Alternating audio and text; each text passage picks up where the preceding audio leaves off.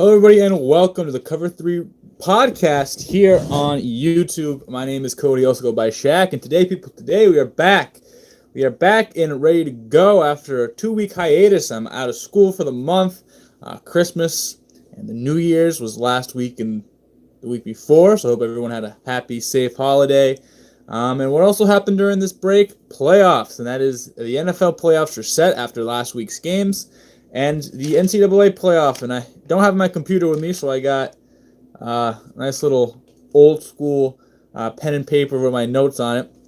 Anyway, I hope everyone had a safe and happy holiday. As I mentioned, Christmas. I hope everyone had a nice Christmas. I hope everyone had a nice Hanukkah the week before that, or 2 weeks before that. Celebrate Hanukkah, Kwanzaa, everything like that. The New Year's was running in. It's 2019, first show of 2019. But now we're back, and as I mentioned, a lot of big stuff happened. The college football playoff, Notre Dame versus Clemson, and Bama, Oklahoma. They started. So the winners of that will be revealed. I'll give my takes on the game. I watched both games. And so we're going to jump right into it. And first off, we're going to start with Clemson versus Notre Dame. Now, Clemson won that game 30-3. And Notre Dame, a lot of people are giving a lot of flack to Notre Dame. And I've said it all year. I really wasn't not happy. I wasn't happy with Notre Dame, but I really didn't think Notre Dame had it. They didn't have that team, and I've been saying it for the last few years. Notre Dame is always a fan favorite. The Notre Dame, they have the clout.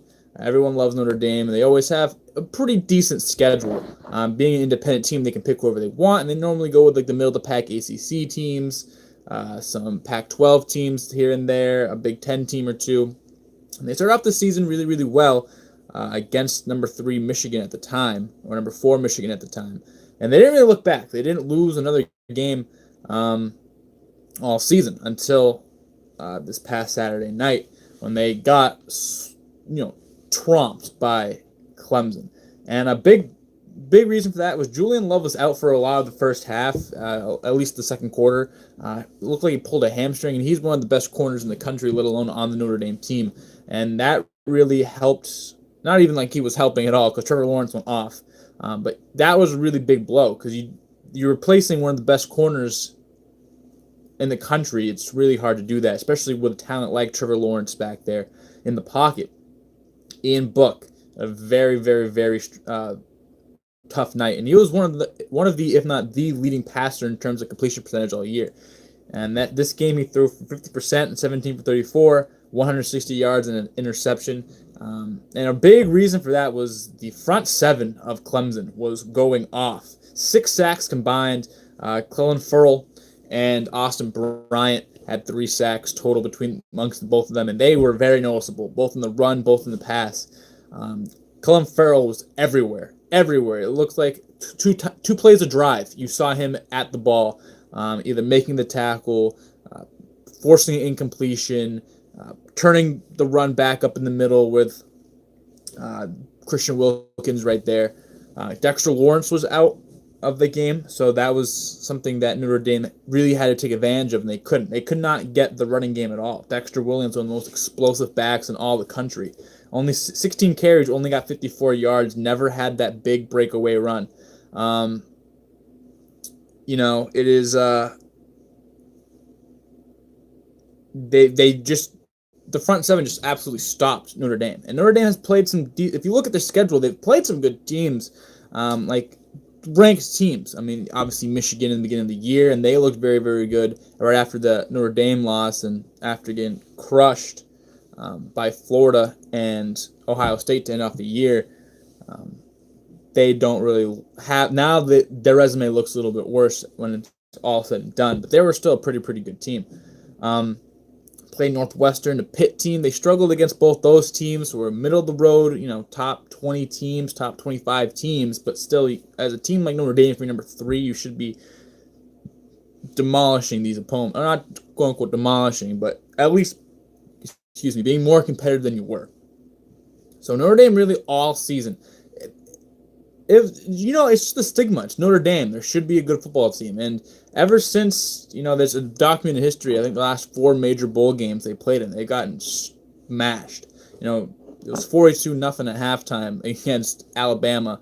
in 2012, and then Ohio State a few years ago they got whacked. But Notre Dame really needs to start getting together. And just looking at you don't really have a true playmaker on that defense. I know a couple of their linebackers are pretty good. The name slipped me. Julian Love, obviously, I gave praise as being one of the better corners in the nation. But you don't have that true playmaker, that true difference maker, especially Jeremy Tillery, who's pretty good. But you don't have that guy. You don't have a Clelin Ferrell type player. You don't have a Dylan Moses / Quentin Williams type player. You don't have Oklahoma doesn't have anybody, but anyway, you don't have that bona fide star on defense. You have Love, who's really good. You have Tillery, who's really good, but they're not good enough to change the entire dynamic of a game, and that's what Notre Dame needed. And for Clemson, they had that and more. Trevor Lawrence, who is going to be an absolute already is an absolute stud. 327 yards, 3 touchdowns. He just put the ball wherever he wanted all game. There were throws that I was going to get down on a knee and ask to marry. I mean, he was just putting dime after dime after dime after dime all over Notre Dame the entire game. And it was very, very, very fun to watch. It was quite fun to watch. And a lot of people are saying that, this is Notre Dame wasn't a top 4 team, or Oklahoma wasn't a top 4 team. We'll get to Oklahoma in a minute. And if you really look at it, I didn't mind. I thought that the way championship weekend went, which is basically everyone won. Clemson, Bama, obviously, bang, bang. Georgia got the short end of the stick. And I thought, if you want to put that conference champion in, Oklahoma, sure. Notre Dame was undefeated all year. You clearly can't argue against that. And yeah, Georgia's a better team than Oklahoma. Georgia's a better team than Notre Dame. But they lost early in the season to LSU. They lost to Bama, even though it was a very, very good game. And they lost to Texas last night, or 2 nights ago. So anyway, I don't mind the committee selection. But it was just the fact that Clemson and Bama were just levels above both Notre Dame and Oklahoma. It was just basically, it was Clemson and Georgia, Clemson and Bama, than everybody else. And that's what I thought it was the whole season. And this showed. I mean, like we mentioned, 6 sacks total for Clemson. Travis Etienne, 109 yards and touchdown. Had a really long touchdown run. He finally broke loose. Notre Dame was doing a good job containing him for the most part, and then he just busted one out. And he went off. Justin Ross, a freshman, I believe his name's Justin Ross. Correct me if I'm wrong. 6 catches, 148 yards, 2 touchdowns. He was an absolute stud, and that was a big factor. Trevor Lawrence, putting the ball wherever he wanted at all times. And it was just a absolute beautiful game by Lawrence, an absolute beautiful game by Clemson, both offensively, defensively, and nothing Notre Dame could do. And as I mentioned, you don't have that playmaker. You don't have... we can't really stop that. You have to combat that in some way, and they weren't able to do it. They didn't get any pressure at all. Actually, I lied. When they did get pressure, Lawrence was resorting to checkdowns. Lawrence did a really good job at seeing the pressure right as it came. He needs to do better at recognizing that pre-snap, but he's only 18, 19. He's going to get that. But he, as soon as pressure came, rolled out, quick strike, 4 or 5 yards downfield, and that was really, really, really what was working for Notre Dame. And then once in the second half, they either stopped it or they figured it out, and he was just dotting them up left and right. So that was synopsis of Notre Dame. Clemson, I knew it was going to be Clemson. I believe on Twitter I predicted the game to be 31-10 with Trevor Lawrence having a really, really good game, and it was 33. Trevor Lawrence had a really, really good game. So check mark for Cody. If you're not following Twitter already, at @the_cover_3, the number 3 on Twitter. That's where you find all my sports takes and whatnot. Anyway, I digress. Moving on to Oklahoma, Bama. Oklahoma loses the game 34-45. And everyone knows I'm a Bama fan. Been so for as long as I've been into college football. And this game was tremendous. It was 28-0 in the first quarter, or right in the beginning of the second quarter. And everyone thought, but Kyler Murray did lead his team back to some regards. We're looking at some stats. Murray in the air, 308 and 2 touchdowns, and on the ground, 109 and 1. And I've been saying it for the last month. Kyler Murray scares me as a Bama fan.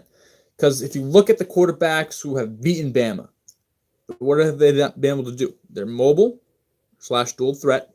Cam Newton, Chad Kelly, Jared Stidham last year, who can get out of the pocket a little bit.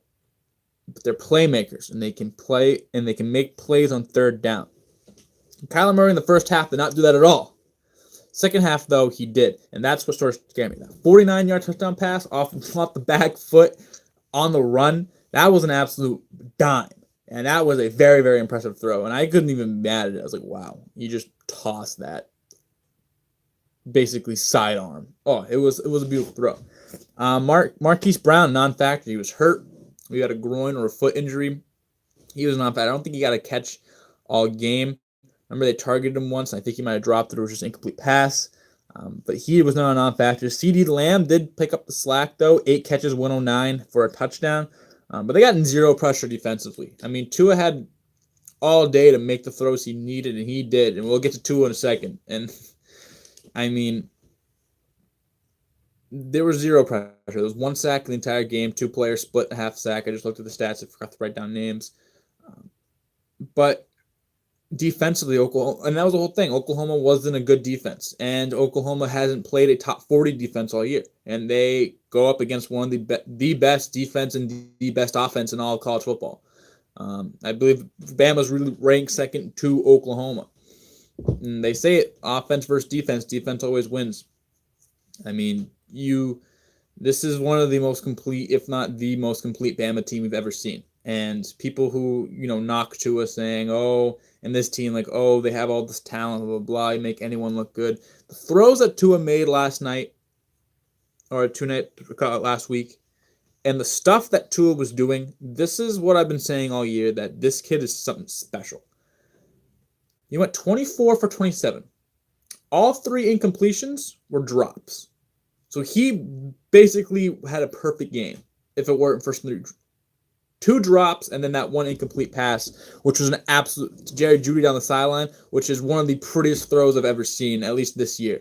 It was just breadbasket on the sideline, back shoulder, bink, right in front of the defender. Oh, that was a beautiful throw.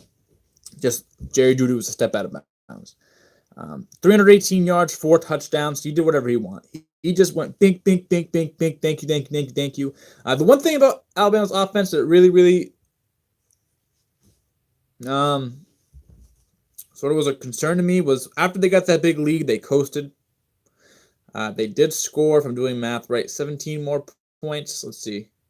Yes, I'm good at math. They had 28 in the first quarter, 17 the rest of the game. They coasted. They really, really did. Which allowed this quote-unquote comeback to ensue. I mean, at the end of the day, there was a 2-score game. At the end of the day, whether it was a 4-touchdown lead, which ended up being an 11-point win. So give credit to credit is due. Oklahoma did come back, especially since they were down so much. They couldn't really establish the run game other than quarterback scrambles. I think other than Murray, there were 10 or 15 combined runs by their 2 running backs who got hurt. One of them got hurt. I remember that. I think it was Sermon who got hurt. So other than Murray, it was basically the Murray show, and that was all it was, and it's what's been. But Oklahoma established himself on the run and then goes into the pass afterwards, and they couldn't get anything done, especially with that front 7. Christian Miller, Anthony Jennings, Raekwon Davis, Quinn Williams, Dylan Moses, Mac Wilson. You can't really get nothing better than that.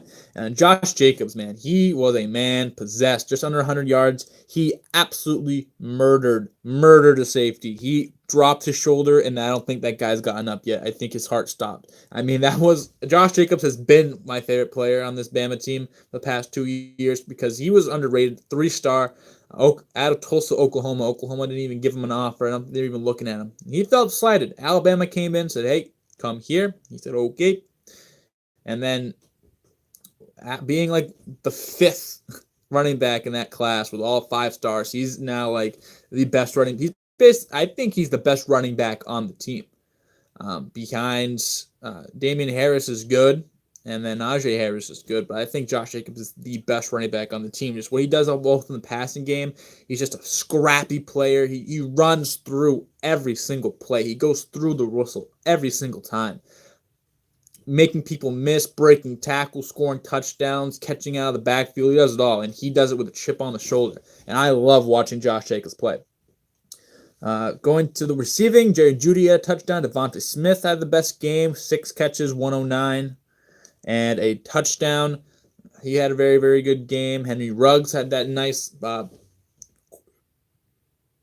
second touchdown of the game over a defender. It was just a beautiful, beautiful, beautiful game. Passing wise, like they did whatever they wanted, and they did run decently effective, not great. I mean, I don't think we had a 100-yard rusher, but I think Bama ran for around like 150, 170 yards, which is pretty good. A very, very chippy game defensively. All game, it was just the offensive line, the defensive line. Bama's defensive line and Oklahoma's offensive line. We're getting into fights. It's pissing me off a little bit. I'm like, guys, like you're down by 28. You know, at the other side, like guys, you're up by 28. Like I like the competitiveness, like the fire, I like but I don't like punching with helmets on and trying to like start a fight. Quinton Williams got into a fight, and the next play demolished the entire offensive line and got a quarterback pressure. The one thing they didn't really spy Murray, which I was very, very. They did it a couple times with Dylan Moses, who's their most athletic linebacker and maybe one of the most athletic players.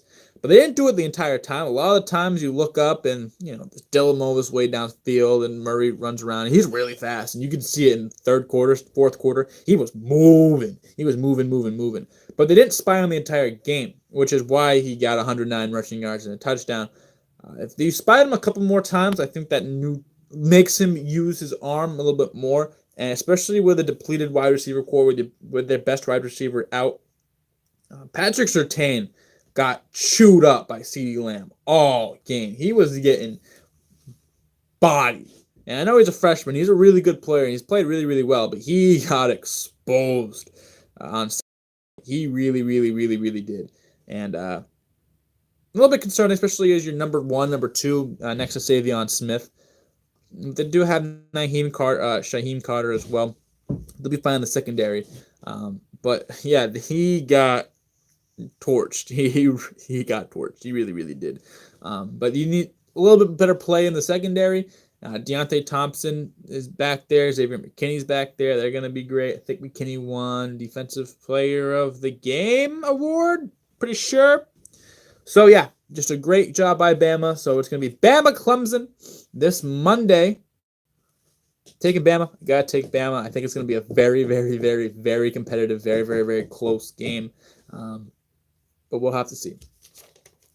Moving on to the NFL playoffs. We have our bracket set on the AFC side of things. You have the Kansas City Chiefs and Patriots getting bye weeks. And then you have Colts, Texans, and Chargers at the Ravens. For the NFC, you have the Saints and Rams with byes. Then you have Seahawks at the Cowboys and Eagles at Bears. So let's go through each game, and we're going to basically fill out our bracket and who's going to win the Super Bowl. Right now I have Colts versus Texans. That's the first game this Saturday. They're 1-1 versus each other this year. I like the Colts a lot. The Colts are probably the hottest team. I think they started 1-6 or 1-5, and they are just coasting ever since then. Great win. Sloppy win, but great win this Sunday night against the Titans. And Andrew Luck is back. He is back. He's back. Eric Ebron really opens up that offense. They have one of the best offensive lines, which is crazy. For the last 5-6 years, they've had the worst offensive line in all of football. Now they have one of the top 5 lines, at least this year, according to Pro Football Focus and how they play it. And that's really, really, really helping them out. Andrew Luck is in time. Marlon Mack has shown out. A couple last few games have gone over 100 yards. I don't know exactly the yard total from last week, but I know he did have a couple 100 yards rushing. And the Texans, look at the Texans. They have one of the worst offensive lines. They're very, very good defense, obviously with J.J. Watt, has probably the quietest 16-sack season ever. I don't think I saw one sack, a highlight on Twitter or anything. Jadeveon Clowney, still a freak. It's going to come down to defense and who has the best defense, because both of these offenses are good. You have Andrew Luck and company, and then you have DeAndre Hopkins and Deshaun Watson and company. And looking on paper, it's like, well, the Texans have the best players on offense. Looking at Hopkins, probably the best player on the field at all times, and there's no really buddy that can stop them. But I just like the Colts. I really, really like the Colts. I'm a big Andrew Luck guy. I've always liked Andrew Luck. I'm so glad to see him back and healthy and winning football games, and especially the running game that they found. Quentin Nelson, this offensive line has been really, really nice. Ryan Kelly is playing this weekend, which he didn't play last week, and that's going to really help your center. He's such a smart center. Watching him all in Alabama, he's a very, very smart player, and you want those smart centers up the middle. I'm taking the Colts. And as much as I do like the Texans, I just don't see it, I think they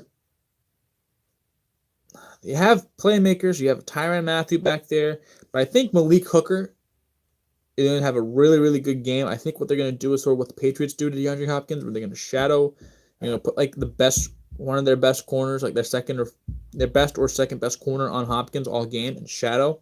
I think Malik Hooker's a ball hawk, so if they're shadowing the strong safety and he's just out there patrolling center field, or they have him patrol Hopkins, I think he's going to make a play or two.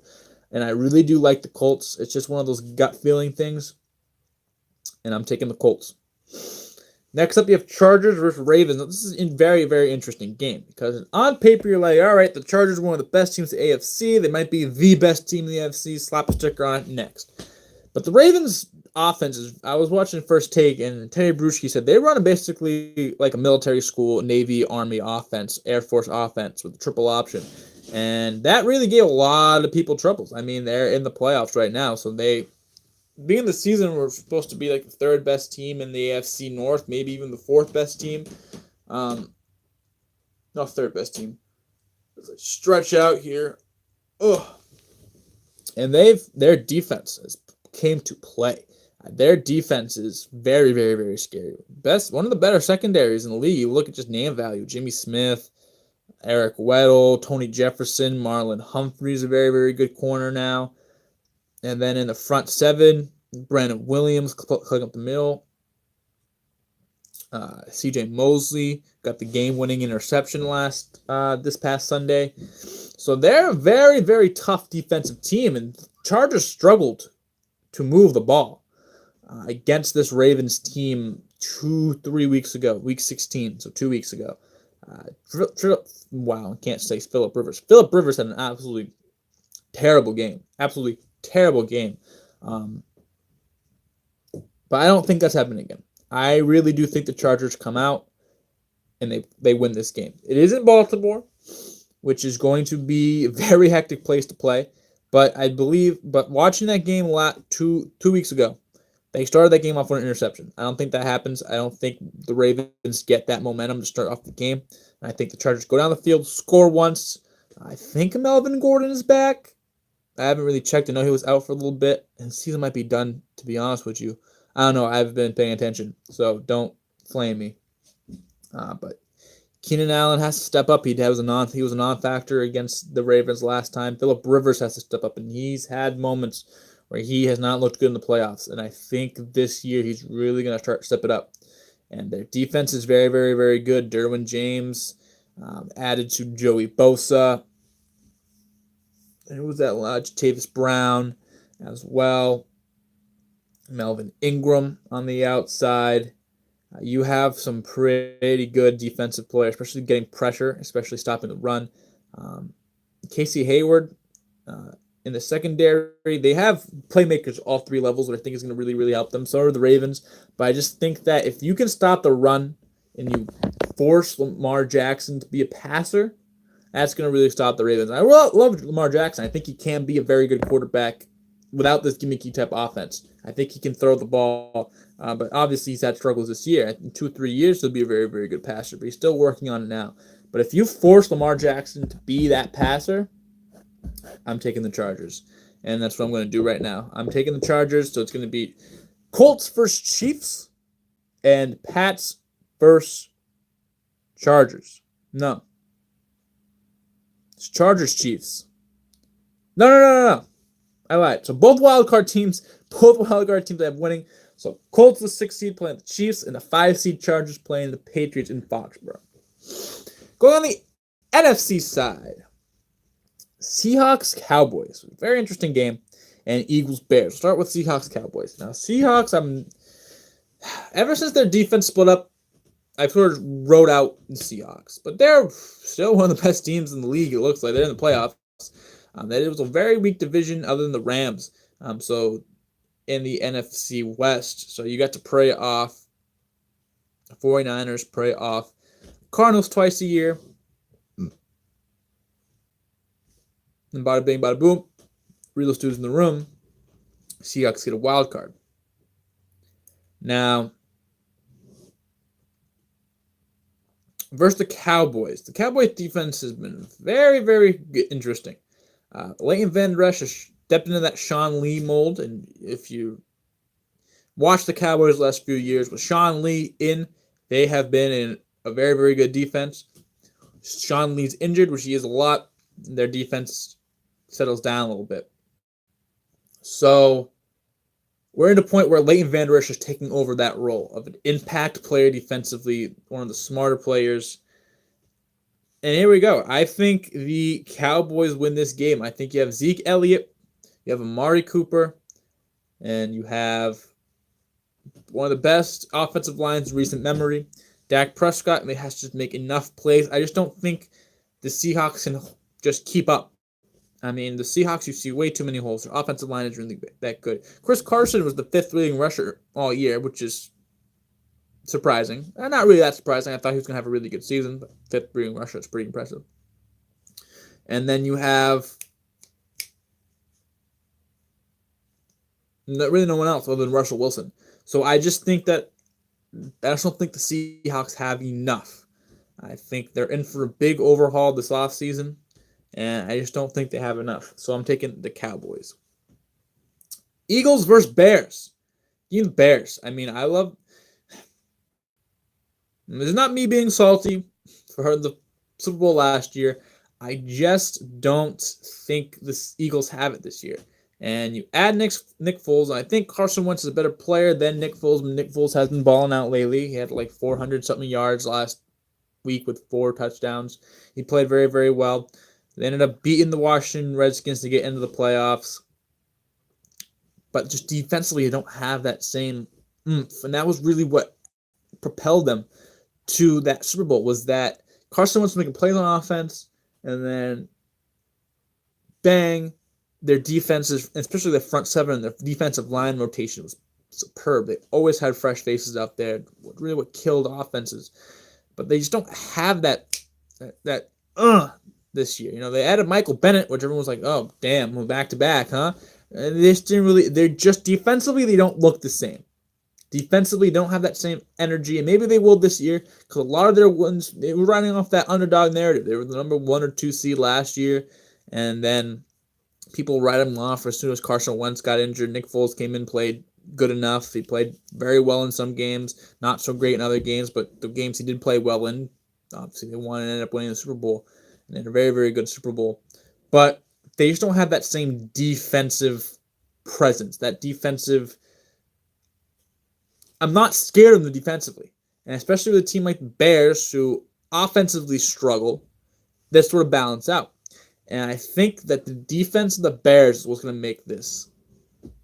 Everyone's healthy. You have Adrian Amos and Eddie Jackson, who I think was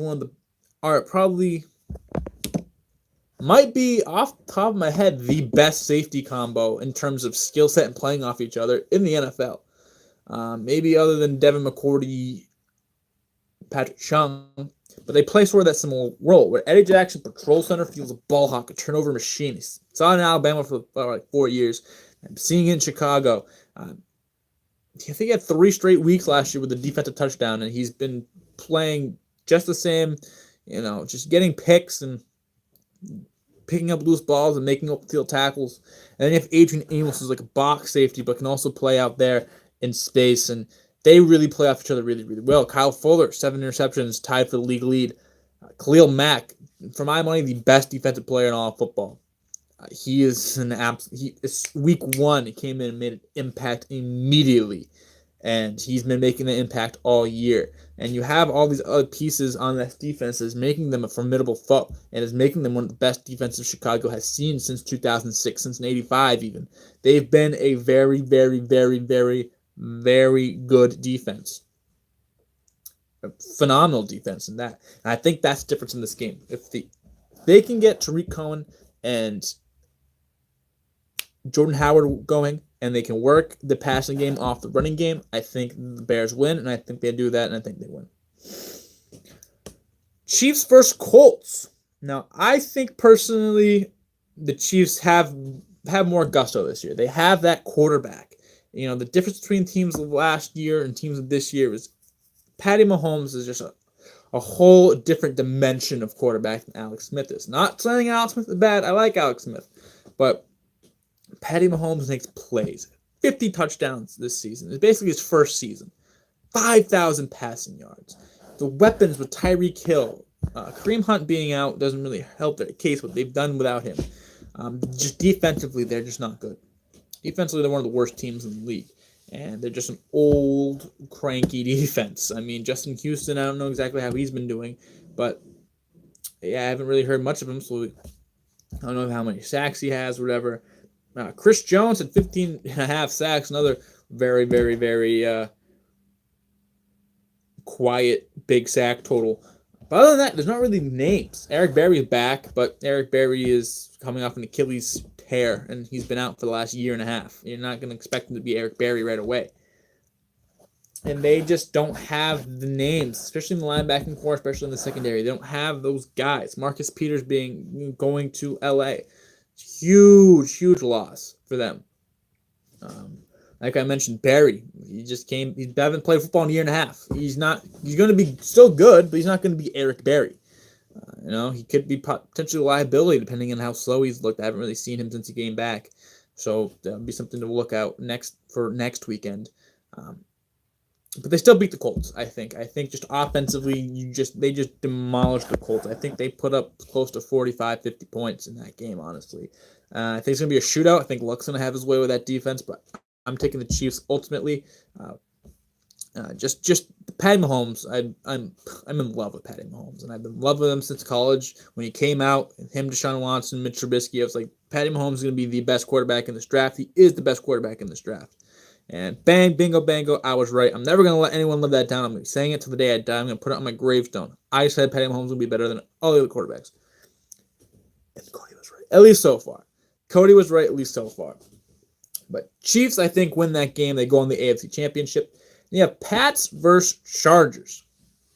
Now, me being a Patriots fan, I have admittedly, this team has not looked the same. And the first month of the season really doesn't matter for the Patriots because there have been plenty of last season, one of the historically worst defenses of all time. Basically went 1-3 if it wasn't for Tampa Bay's kicker mixing like 4 field goals. We would have lost in Tampa Bay on Thursday night or Monday night, whatever it was. They just don't look the same. Last year, their defense was bad, and then they came back and was one of the top 5 defenses in the league. This year, they were bad, and they just stayed bad. They've been a mediocre to low tier. I mean, mediocre is, I think they're like 13th in points as of like 2 weeks ago when I looked it up, and they were like 28th in yards allowed. And it's just, they can't get pressure. And when they do, it's only once or twice a game. They're just not the same team. But they're the Patriots in the playoffs. You never bet against them. I mean, Brady has looked pretty good this year. I mean, there are a couple instances where like, ooh, Brady. But he's still Tom Brady, still a top quarterback in the league. You know, whenever anyone says, like, yeah, he didn't have this MVP year like he had last year, but he had a pretty solid year, even in like Tom Brady standards. Their running game is revitalized with Sony Michel, and if him and James White can get going, then I don't really see a linebacking crew that can stop them. Receiving wise, Josh Gordon being out hurts, and that really eliminates the deep threat that the Patriots have. Gronkowski is going to be a very, very big X factor this entire playoffs. It's going to be a close game, especially against the Chargers. But I think the Patriots do come out. If the Patriots lose, I personally wouldn't be surprised. It's looking like, the Reaper's knocking, it looks like. I don't really see Brady going much longer. I love for Brady to go longer, but hey, it's the Patriots. You can't bet against them. Now, I'm still rooting for them. Not like I'm rooting against them. But if they lose against the Chargers, I would not be surprised. The Chargers are a different team. They just have that umph, especially defensively. And the Patriots have really lacked that. But like I said, the Patriots have the greatest quarterback and player of all time. And that's Tom Brady. And I think that's the difference in this game. Patriots win that game. Saints versus the Cowboys. Now, earlier this year, the Cowboys went into... They were home. They beat the Saints. But now the Saints are at home, and the Saints are going to win this game. Just offensively, they're so much talent offensively. You have Kamara, Ingram, Breeze, Michael Thomas. What more do you want? That's just an offensive powerhouse. Defensively, they're not bad. They're just they're such a good team, and they've got the number 1 seed for a reason. They're a phenomenal team. They're a lot of people's favorites to make it to the Super Bowl, to win the Super Bowl. Same. Well, at least make it to the Super Bowl. I think they are making the Super Bowl. We'll get that to it in a little bit later. But I think they are going to really do some damage. They've looked a little lackluster the last few weeks of the season, but I think that all changes next week. And they beat the Cowboys pretty handedly. Rams versus Bears, another rematch. The difference is Jared Goff isn't going to be in sub-zero weather. Jared Goff wins that game. The Rams defensively. Aaron Donald, 20.5 sacks at defensive tackle position. Whoa. He's an absolute freak of nature. That defense is super good. Super good. Both in the secondary, in the linebacking core, on the front, in the front ends. They just have every single piece they need offensively. Cooks, Gurley, Robert Woods is a good receiver. Jared Goff has performed fantastic. Their offensive line is very, very good. They are just bang. They are in your face, explosive offensive head coach and Sean McVay, and run that offense. It's just a perfect offense. They're so quick. And the Bears, I think the big reason the Bears won Sunday night was because of that cold weather. Jared Goff did not perform well at all in that cold weather. Now they're in Los Angeles. I think Jared Goff throws the ball a lot more effectively and sort of doesn't pick apart that Bears defense, because the Bears defense plays very, very good. Give me Saints, Rams. So now my championship games, basically the bye teams. I don't really see one of these wild card teams really make it. Other than the Chargers, I really don't think there's another team in the league that's going to be in that conversation. Chiefs, Patriots, give me Patriots. It happened earlier, and I think the big reason, again, is that defense of Kansas City. And Tom Brady had a fourth quarter comeback to win the game. That might not go down to that, but I think Tom Brady is going to pick apart that defense again. Saints, Rams. Give me Saints in New Orleans. The crowd noise, I think, is going to affect the Rams. So I have Patriots, Saints, Super Bowl, Patriots winning. Like I said, I could see them losing in the second round, but I don't see them. Once they get going, I think they're going all the way. The Patriots are a different team this year. But the Chiefs had that history of choking in the playoffs. The Chargers and Pats. The Chargers have almost never beat the Pats in the playoffs, and if so, it was once with LaDainian Tomlinson and when Antonio Gates was insane, and their defense was one of the best in the league. Not the same team, different team. I think Patriots win that game. Saints versus Rams. I just think the Saints win that. And then against the Saints, I just think it's Breeze versus Brady. It's going to be an absolute duel. I just see Tom Brady coming out on top. I mean, there's nothing much to it. There's no advanced stat. I just think you just put Brady and Breeze, the quarterback matchup we wanted for years. And Brady comes out on top. That's going to do it here for the cover 3. I'm going to try to do these once a week still. Once a week still. It might not be exactly Tuesday, like today's a Thursday, at least when I'm recording this. But anyway, thank you guys all for watching. Be sure to check out the Twitter at @the_cover_3, number 3. You'll see all my takes for the week. I'll be tweeting about the playoffs while they're going on, my takes, everything like that. And also follow Celtics Pulse on Twitter and go to CelticsPulse.com to find podcasts.